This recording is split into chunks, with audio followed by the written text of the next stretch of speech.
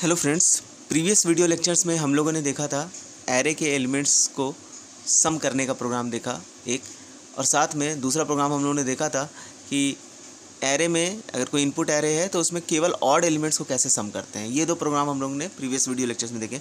आज हम एक नए ऑब्जेक्टिव के साथ आपके सामने हैं, और ऑब्जेक्टिव ये है कि आपको एक इनपुट एरे दिया गया है and you have to copy the elements of an input array into some another array. मतलब आपको एक इनपुट एलिमेंट एरे दिया गया है, मान के चल रहे हैं, जैसा कि हमने यहाँ पर एग्जांपल में देखिए एक एरे ले रखा है इंटीजर का 5 साइज़ का, और मेमोरी में वो वैल्यूज़ जो हैं 100, 102, 104, 106, 108 लोकेशंस पर हैं।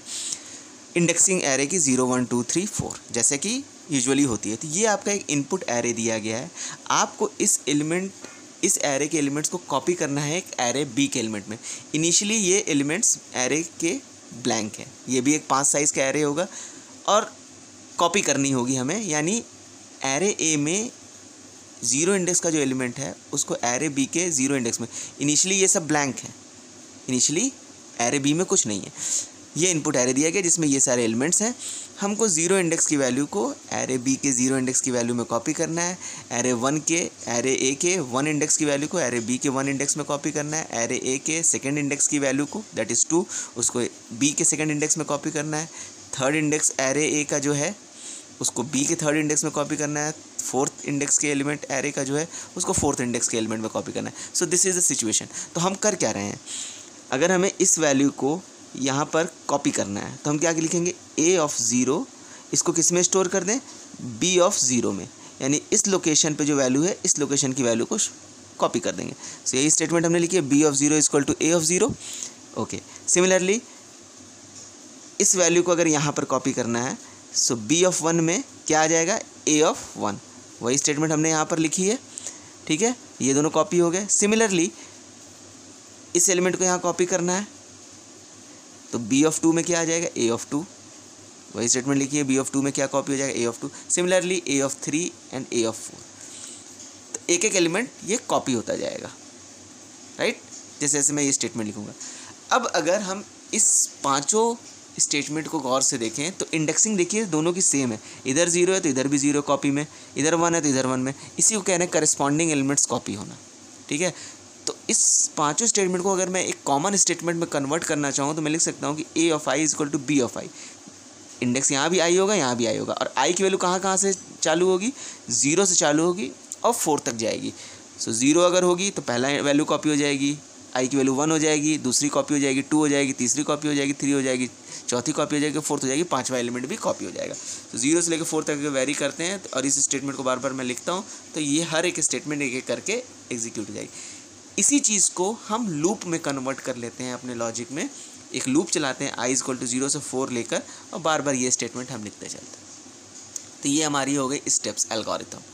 अब देखते हैं प्रोग्राम में हमने कैसे कन्वर्ट कर रखा है इस चीज़ को। देखिए 2 फाइल हमने इंक्लूड कर ली, इन stdio एंड conio.h दोनों फाइल। मेन फंक्शन यहाँ से चालू हुआ। 2 एरे मैंने यहाँ पर डिक्लेयर कर रखे हैं, एक इनपुट एरे और एक वो एरे जिसमें हमको कॉपी करना है, और एक लूप वेरिएबल ले रखा है जिसके प्रयोग से हम लूप चलाएंगे।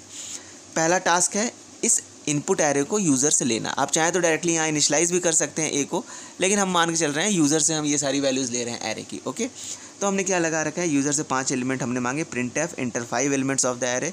यूज़र जो भी वैल्यू इनपुट करेगा 5, उसको हमने एक लूप चलाकर स्कैनफ में एड्रेस ऑफ AI में रीड कर लिया है, यानी एरे में, जैसे अभी प्रीवियस प्रॉब्लम्स में हम लोगों ने करा था, बिल्कुल एग्जैक्टली उसी तरीके से।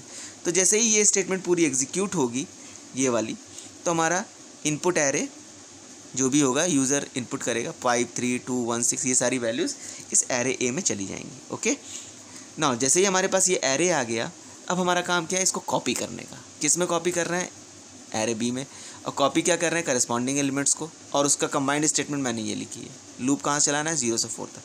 तो for I is equal to 0 to 4 I plus plus, और हर एक एलिमेंट को यहाँ पे कॉपी करते हैं। आई की वैल्यू जब 0 होगी तो पहली एलिमेंट कॉपी हो जाएगी, जैसे ही आई की वैल्यू इंक्रीमेंट होगी यहाँ पर 1 होगी तो ये वाली वैल्यू कॉपी हो जाएगी, जैसे ही फिर इंक्रीमेंट होगी तो ये वाली एलिमेंट वैल्यू कॉपी। इस तरह ये लूप जब पूरा चल जाएगा तो हर एक एलिमेंट अपनी अपनी जगह पर कॉपी हो चुका होगा। ओके, अब इसके बाद हमारा काम क्या है, जो भी आउटपुट में आया उसको चेक करना कि क्या वाकई वो स्टेटमेंट कॉपी हुई है।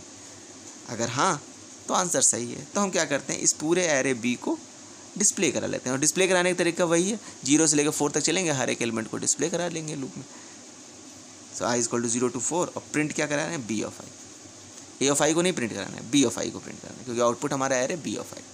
और इसके बाद ये काम भी ख़त्म हो गया, गेट ch लगाकर मेन फंक्शन हमने क्लोज कर दिया। So this was the steps logic designing and this was the corresponding program to achieve this target, जो भी ऑब्जेक्टिव हमने लिखा है। सो आई होप कि आपको ये प्रॉब्लम क्लियर हो गई होगी।